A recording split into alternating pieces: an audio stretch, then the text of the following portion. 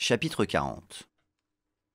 Défiant les probabilités en sa défaveur, Lupin survécut une nouvelle fois à un maelstrom pour se réveiller le lendemain dans un filet de pêche.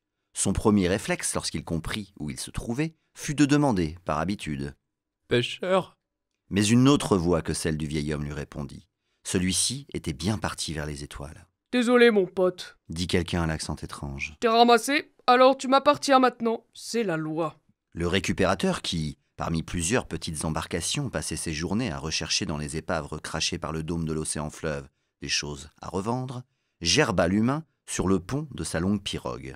Ce dôme était une sorte de colline aqueuse au milieu d'une mer plate, une bosse d'eau permanente à la surface se formant sous l'effet du courant qui traversait la croûte terrestre depuis le second maelstrom. Il lui ouvrit la bouche et détailla ses dents, puis, d'un geste sûr, il lui tâta un biceps. « C'est la journée des pêches miraculeuses. On peut dire que t'as de la chance d'avoir survécu. » Une récolte pareille pourrait se monnayer au moins 120 dinars au marché aux esclaves. Plus même si une dame de la cour souhaitait une histoire originale à raconter. Après tout, personne n'avait jamais été retrouvé vivant après un naufrage dans cette partie de l'océan-fleuve. Lupin s'évanouit. « Faudra le requinquer un peu quand même, si je veux en tirer un prix correct. » dit le récupérateur. Sur le pont du bateau, bien que fatigué, le poisson zèbre qu'il avait repêché était éveillé. Il dévisageait le jeune homme inconscient. Il se demanda si ce gaillard amaigri, à la barbe broussailleuse, aux cheveux trop longs et aux cloques de brûlures de soleil disséminées sur sa peau, était bien le Lupin avec lequel il avait fait un bout de chemin par le passé. Il était méconnaissable. Le récupérateur leva l'ancre, et sa pirogue fut emportée par le courant du dôme, qui, depuis la création de ce monde, remplissait l'océan-fleuve. Le premier panda se trouvait 30 pieds en dessous du magistère. Il s'égosillait, mais le démon refusait obstinément de descendre. « Merci de votre secours, Majesté !» L'archidémon le remarqua après une pause de quelques secondes. « Hein ? Ah, sont-elles là, vous savez, moi ?» En tout cas, c'est super que vous soyez là. J'étais sûr que vous viendriez nous aider à vaincre l'ennemi. Je suis uniquement présent parce qu'en échange, elles m'ont prêté le tome 2. Il secoua son livre. « Magistère, descendez s'il vous plaît, ce n'est pas pratique pour parler. Il faut qu'on élabore une stratégie. » D'abord, je compte lire le chapitre suivant, puis celui d'après, et ainsi de suite jusqu'à la fin. Comprenez ? Vous êtes le régent, débrouillez-vous. Mais vous devez nous défendre de l'archange, sinon on n'a aucune chance. Le magistère releva le nez de son livre. L'archange est là ? Bah oui, il vous observe en ce moment même. Il a pas l'air content d'ailleurs.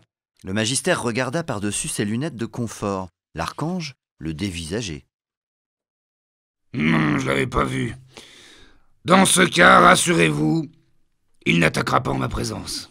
Le magistère lui fit un salut désinvolte d'une main libre et se replongea aussitôt dans son livre. Le premier panda jeta l'éponge.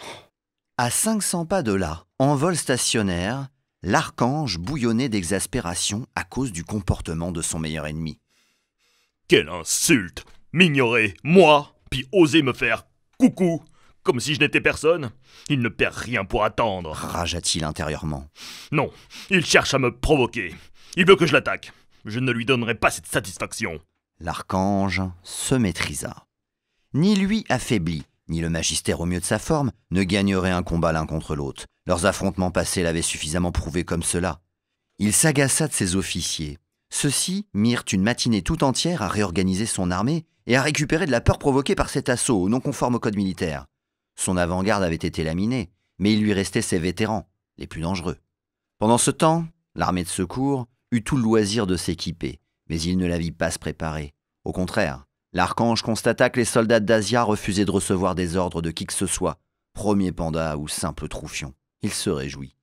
Passé la surprise dont elles avaient bénéficié, en déferlant tels des barbares, cette horde allait vite découvrir ce que vaut le courage face à des volées de flèches, de javelines et un mur de boucliers et de lances. Et elles avaient beau être plus nombreuses de 100 000 créatures, cela n'y changerait rien.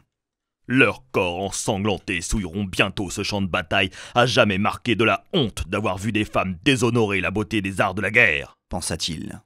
C'était compté sans la colère des épouses, amantes, mères, sœurs et cousines qui apprenaient la mort de leurs proches en arrivant sur place.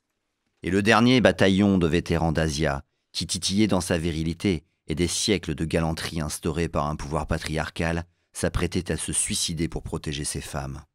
Le choc des deux belligérants, se fit dans le plus complet désordre vers le milieu d'après-midi, lorsqu'il fut établi que personne ne serait en mesure d'empêcher l'armée de secours de foncer dans le tas tête baissée. Les soldats expérimentés d'Asia les prirent de vitesse. Ils se sacrifièrent pour réussir une percée dans les défenses ennemies. La plupart d'entre eux furent cueillis en pleine charge par les armes de jet de l'Élysée. Leur mort permit de créer une petite brèche dans laquelle la horde de femelles s'engouffra, massacrant à tour de bras de l'intérieur les forces de l'Élysée. C'était comme si des siècles à contenir leur animalité derrière des sourires charmeurs, une coquetterie forcée et des putains de cérémonies du thé à la con explosaient tels des pieds bandés lotus d'or enfin libérés. De mémoire militaire, jamais on ne vit un tel carnage sur un champ de bataille. Pendant les longues heures où ces soldats se firent tailler en pièces, l'archange décida de lancer quelques attaques magiques de temps à autre au magistère, espérant que cela maintiendrait un peu le moral de ses troupes. De temps en temps, un sortilège partait vers l'archidémon et était dévié d'un revers de la main par ce dernier, qui ne daignait même pas relever le nez de son fichu livre, ouvrage qui inquiétait de plus en plus l'archange. Ce faux semblant ne changea pas grand-chose à ce qui se déroulait en bas. La bataille se prolongea toute la nuit. L'archange se demandait ce qu'il resterait de sa splendide armée à l'aube, et surtout, si l'ennemi serait encore nombreux.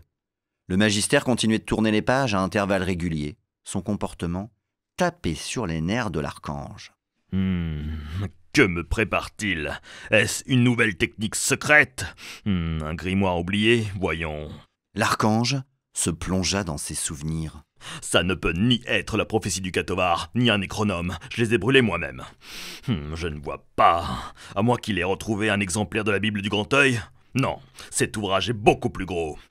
Ah bah, ta nouvelle carte, lâche! Je ne suis pas en reste en matière de surprise! Cria-t-il à l'adresse de son vieil ennemi.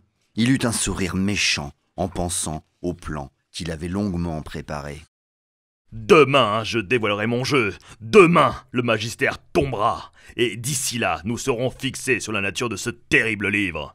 Le magistère abordait fébrilement les tout derniers chapitres du 2e tome des Amours de la princesse Kagayashi. Lâche! Je ne suis pas en reste de matière de surprise. Putain de merde. Mais genre magistral en plus. Ah mais attends, c'est mon livre qui est pas bon.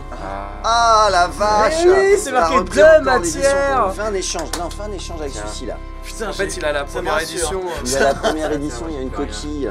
Tiens. Non mais celui-là c'est le bon, par contre. Ouais. Sinon ça va faire un faux raccord. Ah oui d'accord, ok. Ouais, d'accord. Remets-le ici. Mais c'est pas ma faute. Ah ouais, Un putain. moins pire faux raccord. Mais même moi je me dis, mais c'est la dingue de faute dire aussi ce naturellement. connard d'auteur. De faire la même connerie tout le temps, c'est ça. Sans hésiter, sans hésiter.